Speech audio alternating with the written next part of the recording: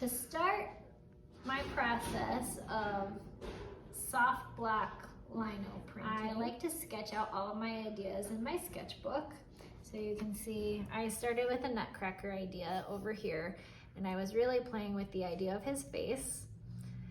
I then took the size of my block and I drew it on my sketchbook, and I really mapped out his dimensions so that way he would fit on my block. After I got his dimensions down, I went in with a detail and decided what I really wanted that block to look like. After I got that drawing down, I transferred it onto my blocks, and I did 2 designs for this nutcracker. So one block I carved as a solid block, and the other block I carved as a detail block. I did this so I could make a design that had 2 colors in it. So if you check out this card, I have the gold solid nutcracker for color, and then I have a detail block over the top.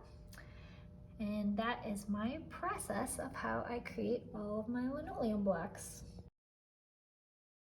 Okay, so to get started with lino printing with stamp pads, you need paper, pencil, linoleum block, carving tools, an ink pad, and printing paper. Linoleum printing is a printing technique using linoleum blocks from which a motif is carved out of negative space. What remains is applied with ink and can be transferred to a paper or fabric. Prints can consist of repeating patterns and or multiple layers, creating overlapping layers of color. You can sketch out your ideas on a piece of paper, and once you have a final design, transfer it to your linoleum block. When you carve out either the negative space surrounding that design or your design by carving the lines that you draw, you can ink up your linoleum block with the stamp pad and transfer that design onto your final piece of paper. When cutting, you want to experiment with different types of tools. It's just don't cut towards yourself. I got started doing fabric printing because I like using my art instead of looking at it on the wall. So I started printing napkins and dish towels as a way for me to use my art every day. For fabric printing, I like to use a linen or cotton fabric, nothing with a texture to it. The same goes for paper. You want to use a smooth surface, otherwise your detail might be lost.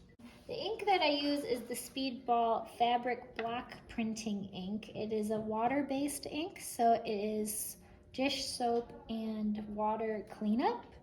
I also love to use their extender product for large projects that I do. It's a transparent extender, so it does not change the color, but it lets the ink stay wet longer, so I'm able to have more time with it.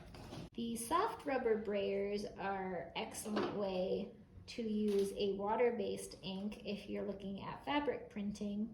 They are flexible enough to ensure the ink distributes evenly on the block print. Okay, so we're gonna take our block. If you wanna hold the top of it, we'll line it up.